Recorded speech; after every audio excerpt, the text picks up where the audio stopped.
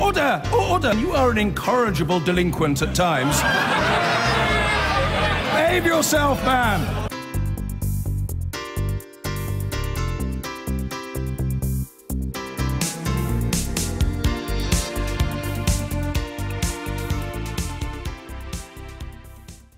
Are we heading for a winter of discontent? Well, the government is being threatened with widespread coordinated strike action over the cap on public sector pay increases, a move which appears to have the approval of the Labour front bench. This morning, the General Secretary of Unite, Len McCluskey, said his union was willing to stage illegal walkouts in the coming months. Well, let's talk now to our political correspondent, Leila Nathu. Leila, tell us first of all, is there going to be any move on the government side when it comes to lifting that public sector pay cap?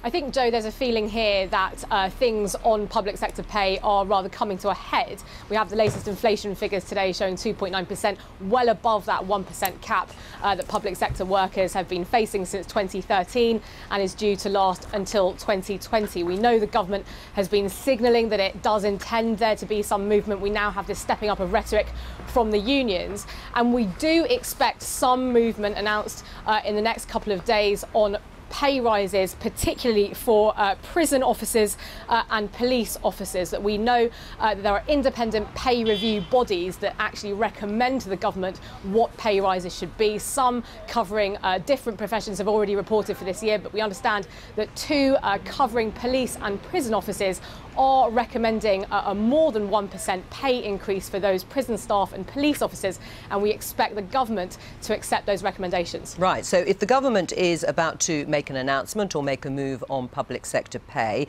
and the unions are making it clear that they would only support pay increases across the board rather than what they call cherry picking, what's the Labour Party saying, and Jeremy Corbyn expected to say this afternoon at the TUC? Well, Labour have been very clear that they support an increase in public sector pay rises across the board. As you say, they do not criticising this divide and rule strategy as they see it, picking off different parts of the public sector. But we haven't heard about the level at which Labour would set that increase or would want to see that increase recommended at. The TUC have been calling for a 5% pay increase across the board. When you consider, as I say, inflation 2.9% today, I think it's unlikely the government will go far enough to meet the TUC's recommendation of a 5% pay rise across the board. But certainly Labour is saying, look, this needs to be across the public sector. But we do expect the Treasury to issue guidance later on the other public sector roles that aren't covered by these, that are covered by different public sector pay review bodies. So I think, you know, there's plenty of detail still to come out. How would these pay increases be paid for example? Obviously the level at which they were set, but Labour very clear that they want pay rises across the board and won't be content with just being confined to prison officers and police officers. Leila Nathu there in Westminster, thank you very much. And also there is going to be an Opposition Day debate taking place tomorrow on this precise subject. Well, Mark Sawatka is General Secretary of the Public and Commercial Services Union and is at the TUC conference in Brighton. He joins me now, and Shadow Brexit Minister Paul Blomfield is also with us here in the studio. Welcome to both of you. Mark Sawatka, first of all, you're one of the unions that have been calling for an end to the public sector pay cap. Are you in talks, and how far have those talks gone with other unions about coordinated action? Yes, good afternoon. We agreed yesterday unanimously a motion here that committed all public sector unions to work together until we scrap the pay cap for every public sector worker, that we get higher than rates of inflation pay rises for everybody, and that if the government doesn't use the budget to signal that's what it's prepared to do, then we will talk about coordinated industrial action across the board. And is that we're doing that because we believe... Sorry, you finished what you were saying, Mark. I was going to say we're doing that because we believe that all public sector workers have had pay cuts for 7 years. In the civil service, our members have lost £3,500 in real terms. They've also lost 120,000 jobs. And I can say to you, from my own personal experience, Joe, that I've had a heart transplant recently, and I was in hospital for months. And the people who saved my life were not just the surgeons and the nurses, but they were the physios, the radiographers, the cleaners, the people who fed me, who looked after me in intensive care. And what it proves is that the public sector is a team from front to back. There should be no deserving and undeserving public sector workers. Everybody deserves a pay rise, whether they pay benefits, collect tax, or they do life-saving operations. Well, you're looking very well, I'm pleased to say, Mark Sawatka, after that operation. But you say you're in talks about coordinated strike action. Len McCluskey, the General Secretary of Unite, has said he is willing to break the law. He would disregard the artificial, as he calls it, threshold of 50% imposed by the Trade Union Act. Are you prepared to break the law? Well, my starting point is that I believe we will break the 50% thresholds. Right. It's an unjust law. The but government brought it in to stop strikes. Mark Sawatka, I take your point that you think you will, but if you don't, you've just said you are not going to rest until every public sector worker is given a pay rise above 1%. Are you prepared to carry out illegal strikes? Well, at this point, all I'm prepared to say is that we are going to ballot our members. We are going to get over 50% thresholds, and therefore this question won't arise.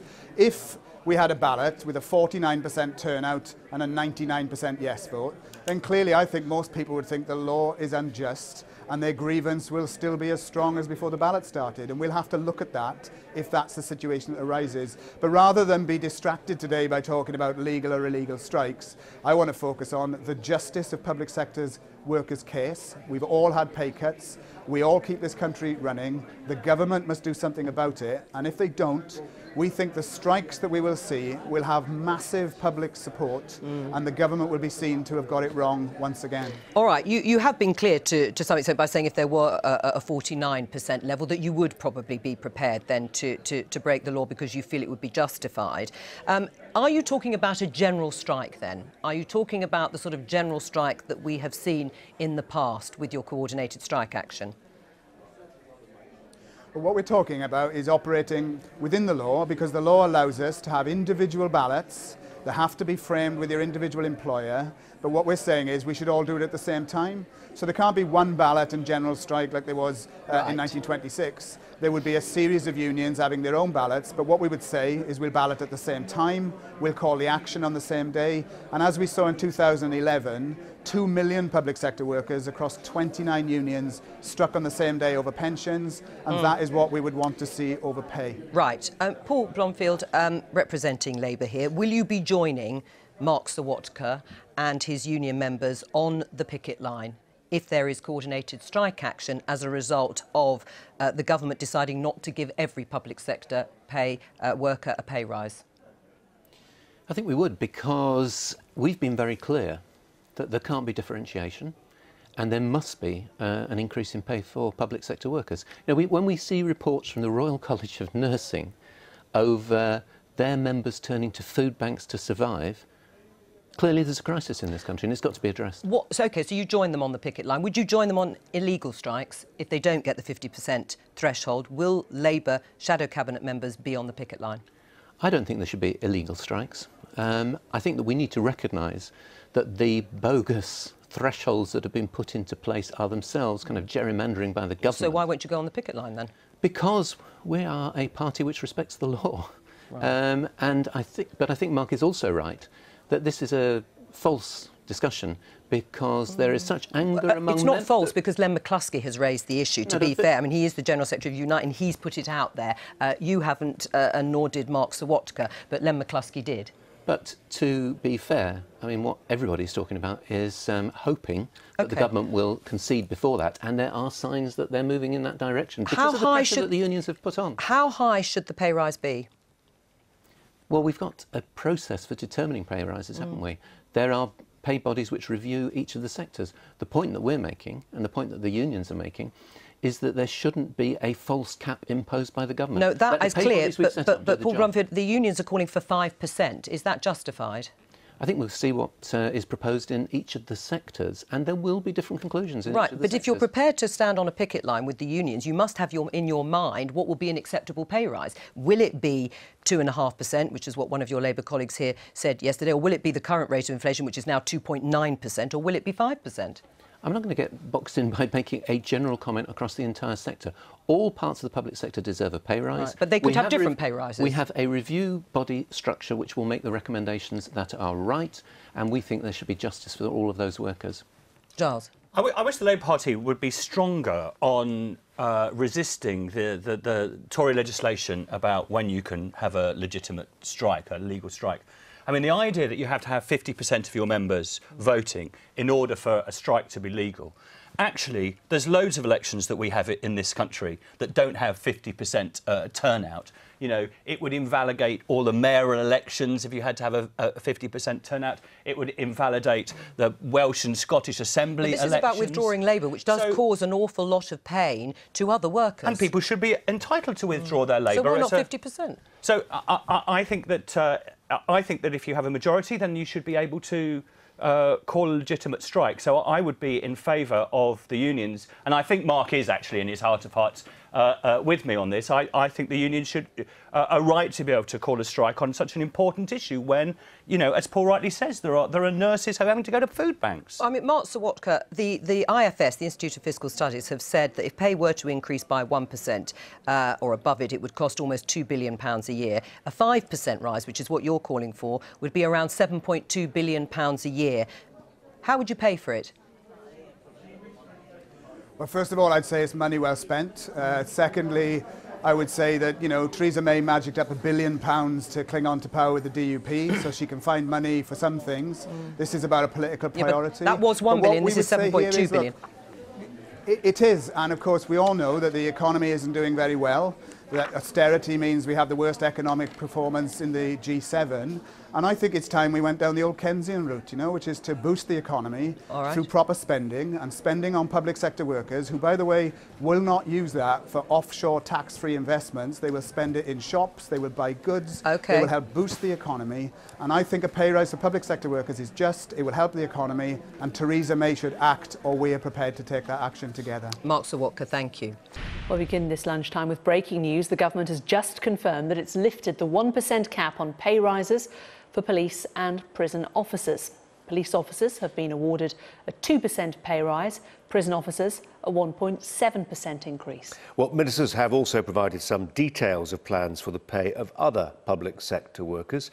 In a moment, we'll get reaction from our chief political correspondent, John Craig. He's at the TUC conference in Brighton. But first, for the details in Westminster skies, Tom Rayner is there. Tom, good afternoon to you. Broadly anticipated this. What about the detail then? Well, Liz Truss, the Chief Secretary of the Treasury, Colin, has confirmed that there will be a 2% increase in police officer pay and a 1.7% increase in prison officer pay. That is the first time that public sector pay cap of 1% has been broken since it was introduced in 2010. The government say the reason for this is they've looked at the evidence that the contribution that pay cap has done over the last 7 years to their deficit targets has been effective, but that now it's time to operate some fairness, as she put it, towards these public sector workers. Let's have a little listen to what she just told me. We have had a policy for 7 years of a public sector pay cap.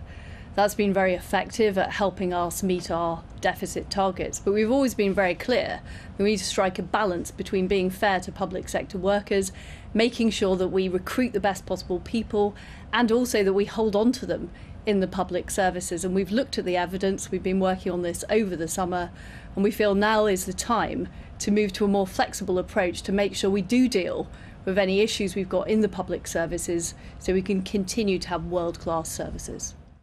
Now, there will be those who say, well, hang on, how is this going to be paid for? It's going to cost billions. And the government have specified that it will come from existing departmental budgets. And it's clear from what we've heard before that many police and crime commissioners, for instance, will be deeply worried about this because they'll have to fund this pay rise without any extra money. And they have said, some of them, that may mean job cuts, not exactly what police officers might have had in mind with a pay rise. And when I asked the Chief Secretary as well about how this would be fleshed out across other professions within the private sector, within the public sector. She said that they wanted to move away from a blanket approach. In other words, that 1% pay cap across the public sector, and start looking at each individual profession respectively. The TUC, of course, as you'll hear from a moment from John Craig, have warned that this is an attempt to divide and conquer.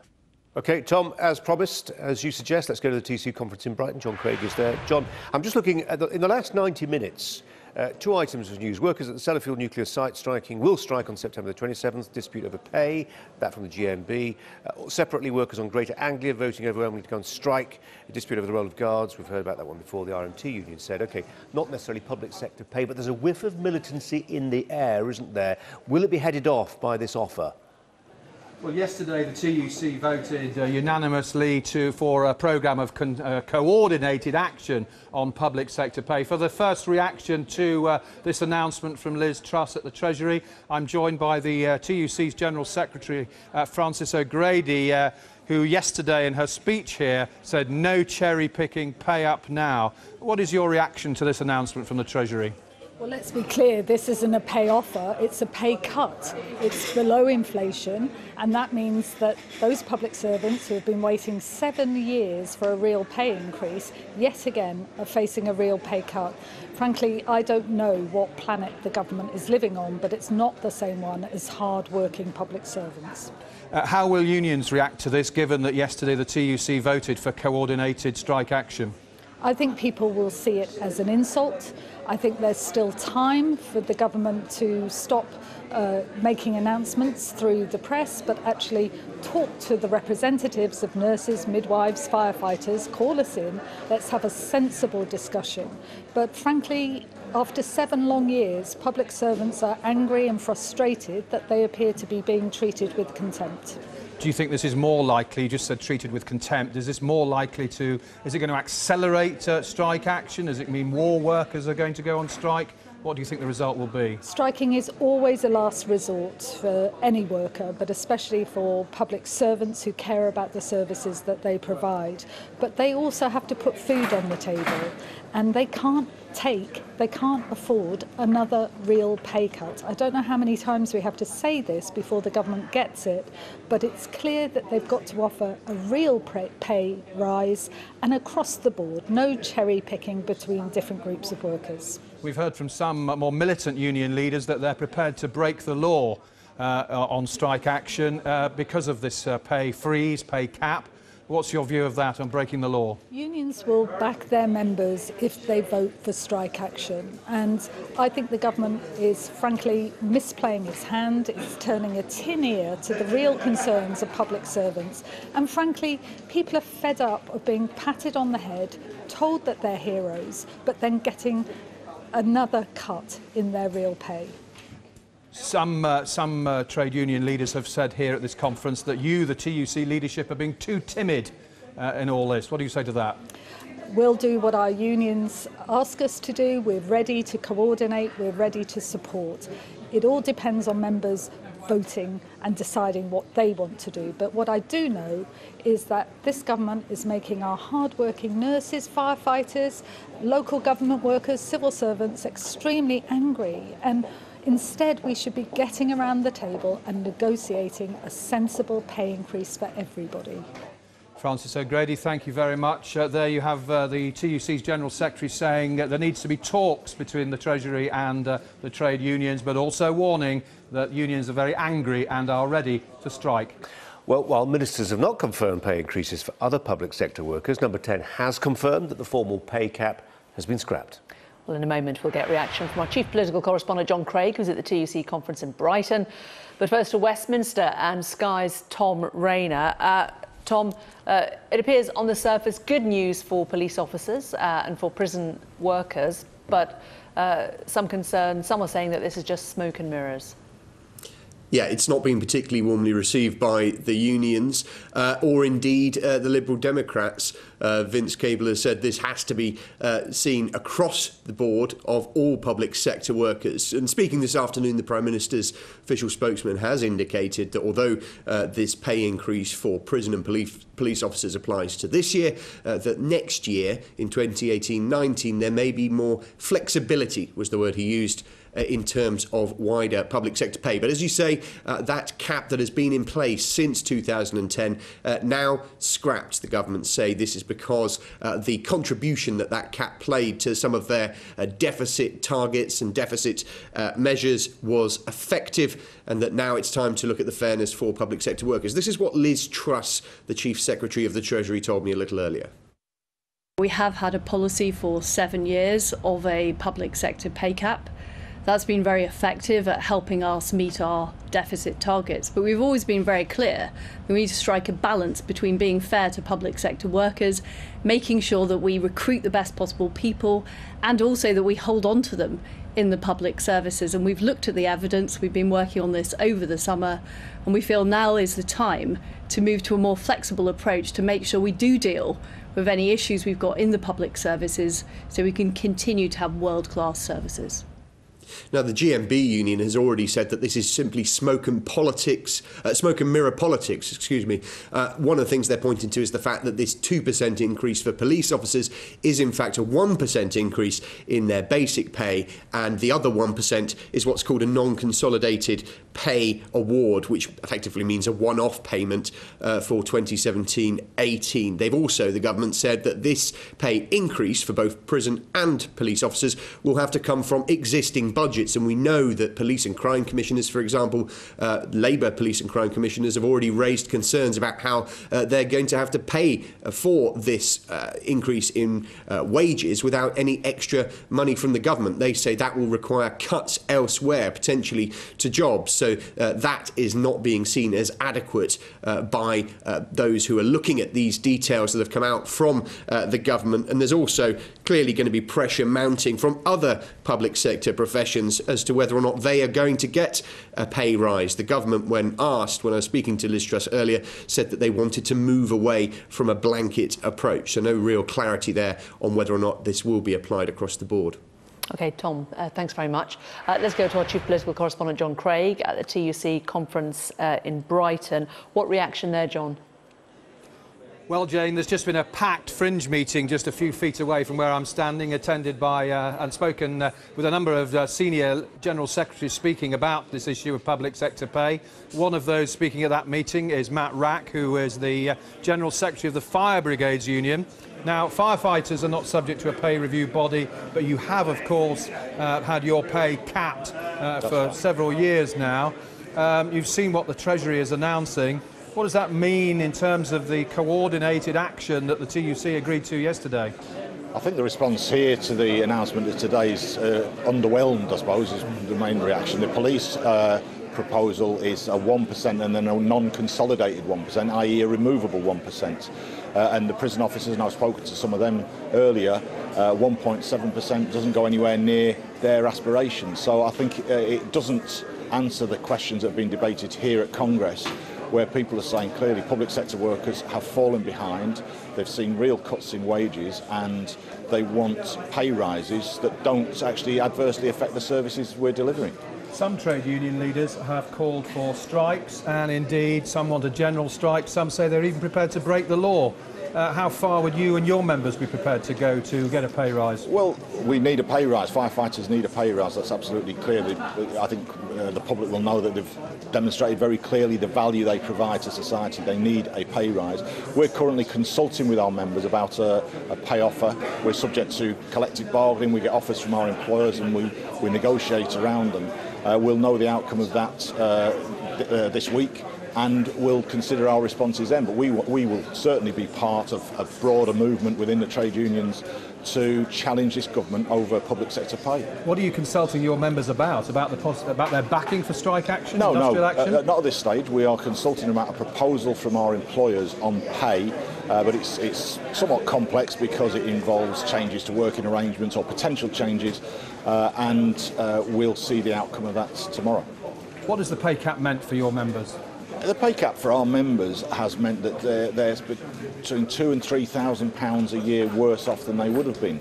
That means they are really struggling. I think people have tightened the belt for several of those years. They've seen that other people's wages have fallen, but I think now it's getting to the stage people are very angry. They are struggling to pay the bills, and that anger's been reflected in the meetings we're holding around the country.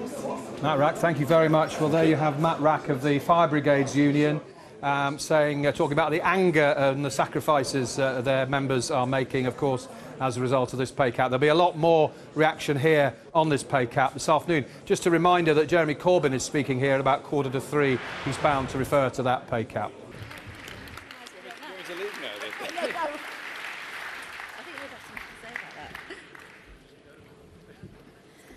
Conference, I am absolutely delighted to welcome Jeremy to Congress.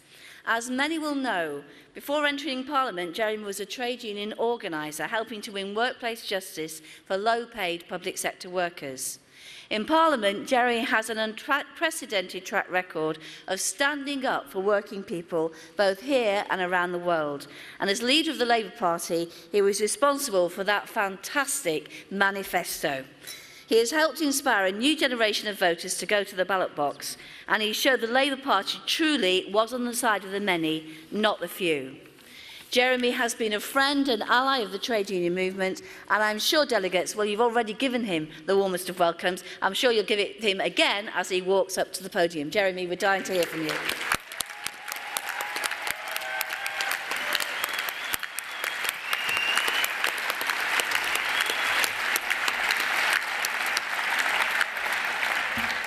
Congress, thank you. Absolute delight to be here today, and thank you for that very warm welcome. And Mary, I got a message for you this morning from the Shadow Cabinet. One of your pupils was taught by you, did very well in her English O-levels, and puts it all down to you. Shami Chakrabarti sends her solidarity to you and to the TUC. So you never know where teachers' work might end up. Thank you for everything you do as a movement for our people and our country, to secure better pay and conditions for working people and give them a voice in the workplace and a say in our politics. Trade unions are far and away the biggest voluntary and democratic organisations in this country. They're the roots and the lifeblood of the Labour Party. You are abused by the powerful and your rights attacked, including by this government. But the trade union movement represents the best of Britain and is a vital engine of progress in our democracy. And of course, trade unionism has always had international solidarity at its heart. And it's wonderful to see Hugo Ballesteros, who was unjustly imprisoned for his trade union activity in Colombia,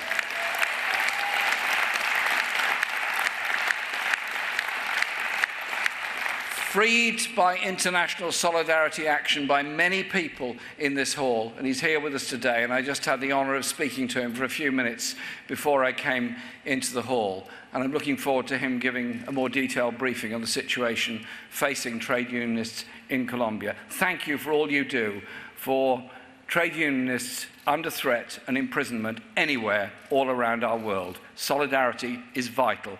Please keep it up. But despite all your tireless efforts as trade unionists, modern Britain is marked by growing insecurity at work, which undermines and holds back both low-paid workers and the better paid. In fact, insecurity now goes to the very top of our public life. Think of poor Theresa May and the insecurity she's facing at the present time. But Congress, this escalating insecurity is not only bad for individual workers and their families, as it weakens bargaining strength and holds down pay, just as it fuels stress and powerlessness, it's also bad for our economy and for our whole society. This epidemic of low pay, which is closely tied up with insecurity at work, ruins people's lives, leaving workers and their families locked in poverty, It damages the economy as people have less to spend. It costs us all because it means more paid in tax credits and housing benefit from the public purse, and it means less tax being paid to fund public services. So I want to pay tribute to those unions which are working so hard to organise insecure workers and have taken on the exploiters, as Unite has done at Sports Direct, as the Bakers Union has done so impressively last week at McDonald's. McDonald's boss is paid 1,300 times more than the lowest paid of his staff, symbolic of the deep inequality and injustice that scars our society. That's why it's crucial for our movement to organise the lowest paid and most vulnerable workers. The TUC needs to represent all workers, and the least secure have to be our priority because they need our solidarity the most. Their needs for representation are the greatest.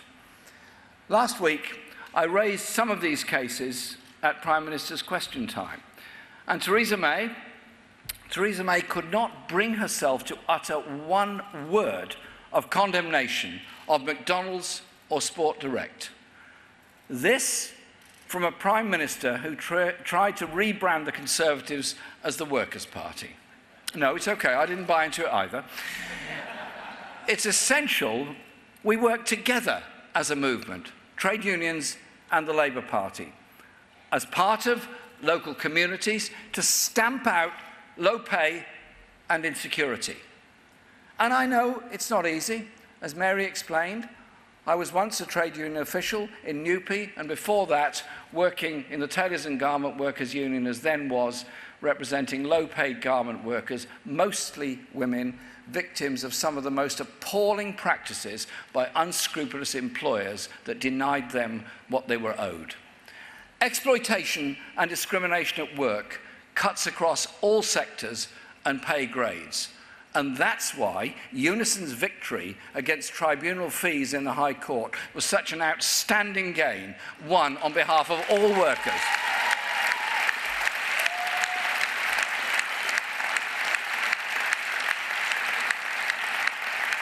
Thank you, Unison, for that effort and winning that. It's meant so much to so many people. Rights mean almost nothing if you can't afford to get access to them. And Congress, we're united behind the CWU and the 100,000 Royal Mail workers about to be balloted, fighting against cuts to their pay and pensions. Their fight is all of our fights because it's the usual story of privatisation. First, the company get the assets on the cheap, then they hike prices and cut services to the public, and next they cut workers' pay and pensions. Privatisation is about transferring wealth and power from the many to an elite few. And when the workers who provide the public services we all rely on are having to use food banks, you know that something is deeply wrong in this country. 7 years of Tory pay cuts have not only caused real hardship, they've damaged our public services by hitting recruitment, retention, and crucially, morale. This government's position seems to change by the hour. At the weekend, we were led to believe the pay cap was a thing of the past. Yesterday, the Prime Minister's spokesman said it would continue as planned. Today, as inflation rises to nigh on 3%, they try to divide people on the cheap. The POA is right. A pay cut is a pay cut. We must be united in breaking the pay cap for all workers. So let me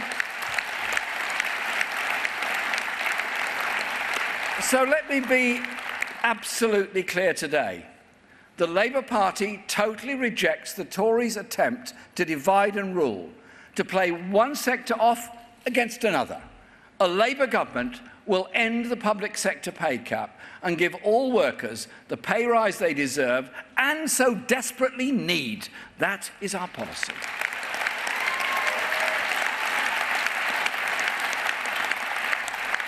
And Congress, in the case of the Birmingham bin workers, which I know you've discussed today, we collectively, as the Labour and trade union movement, have a duty as a Labour movement to find a resolution to this dispute as soon as possible. Please, let's get that done quickly. Congress, we often talk about workers' rights, but we're not just talking about rights at work. We're talking about people's lives, about the chance to live a decent life, about work-life balance, the security of your home, living standards, your family life, and your mental health too. A Manchester University study recently found that poor quality jobs are actually worse for mental health than unemployment. Most people spend most of their lives as workers, selling their time, labour and skills. Workers' rights are human rights. They give protections to every single person in employment and indirectly to many more, children and carers as well as those who need care. They're fundamental to any society that claims to be advanced. Yet these rights, your rights as workers, hard-won over generations, are currently being sacrificed by this Conservative government on the altar of a failing and ever more ruthless form of capitalism. Increasingly, flexible employment is sold to us as a benefit. They call it the gig economy.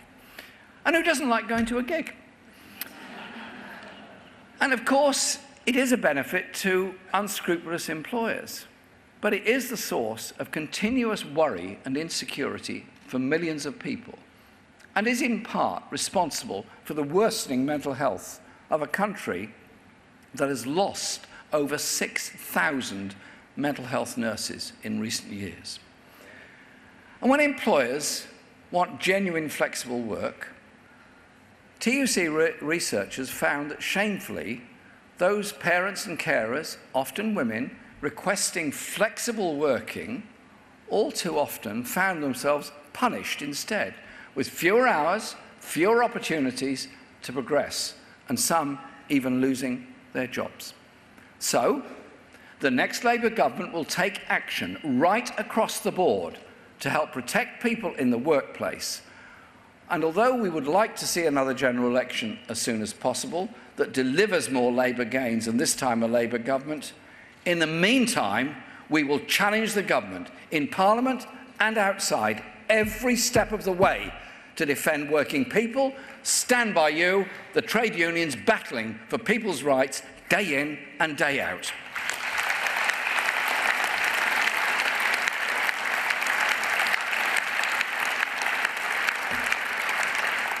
Rights are won by all of us together, but they have to be constantly defended and enforced. And that's why we're opposing the Tories' dangerous EU withdrawal bill. Not out of any attempt to frustrate the vote to leave, but because of the extraordinary, unaccountable powers it would hand to a Tory government to impose decisions, scrap protections, rip up workers' rights without Parliament having any say whatsoever. This is a threat to every worker in this country. You simply cannot trust the Tories with your rights at work, and that's why Labour voted against the bill last night.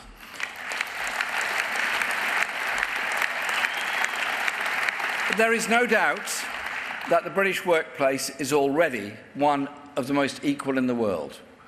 We have a huge and damaging imbalance of power between employers and employees, which has led to the proliferation of low-wage jobs, race-to-the-bottom agency workers, zero-hours contracts, and employers avoiding paying sick pay, holiday pay, and even the minimum wage through bogus self-employment.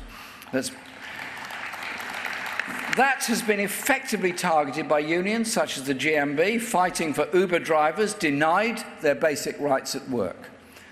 Such practices are rife throughout the gig economy, which presents itself as somehow or other modern and dynamic, but all too often uses technology as a cover to deny both employees and customers basic protections.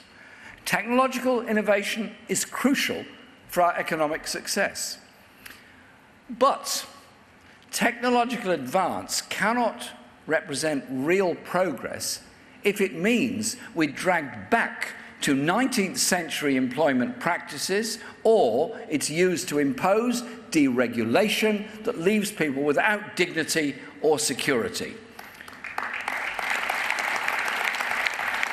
Technological advance is driving change in the economy and the workplace at unprecedented speeds.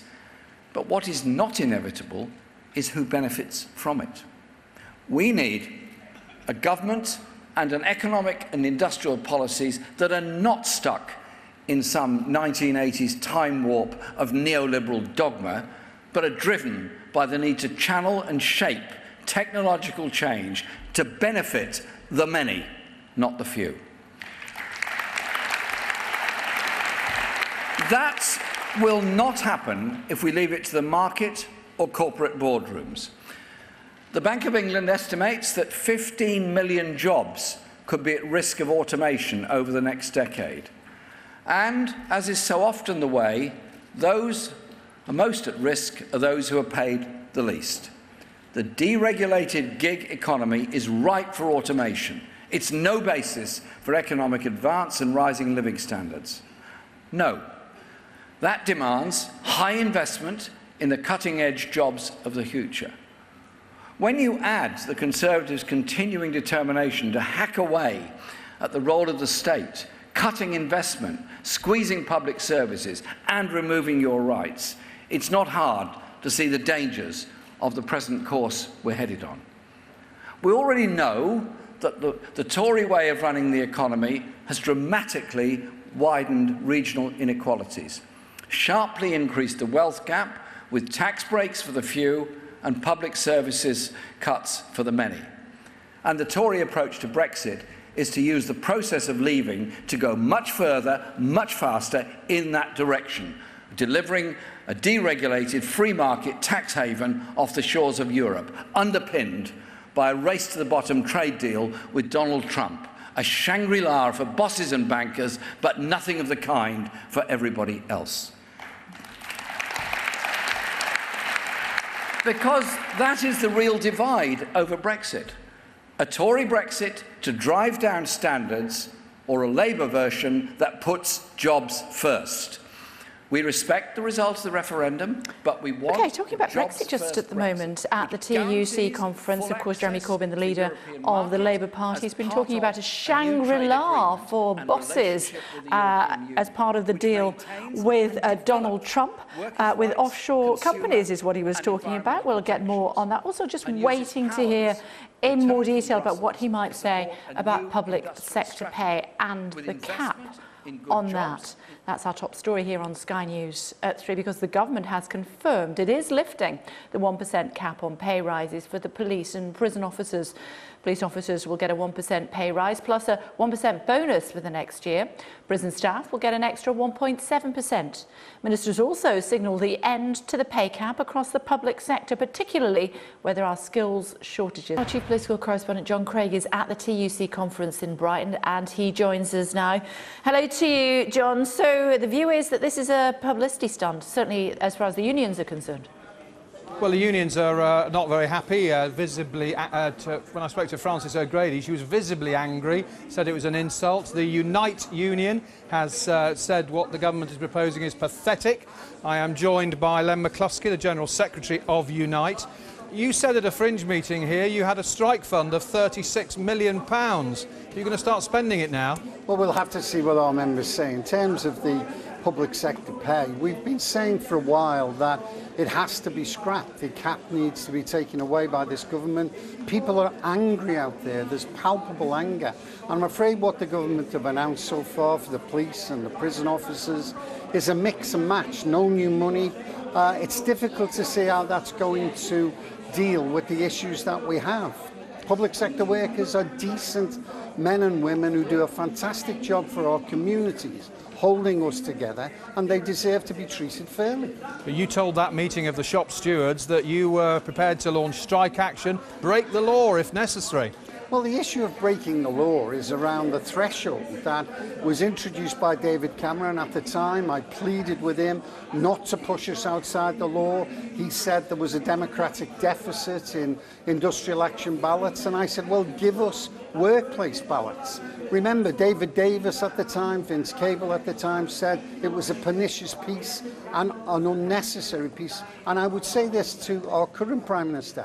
There's still time. Introduce an amendment to the trade union bill. You'll have the full support of the House that allows us to have workplace ballots. The democratic deficit will be no more, and we won't be forced outside of the law.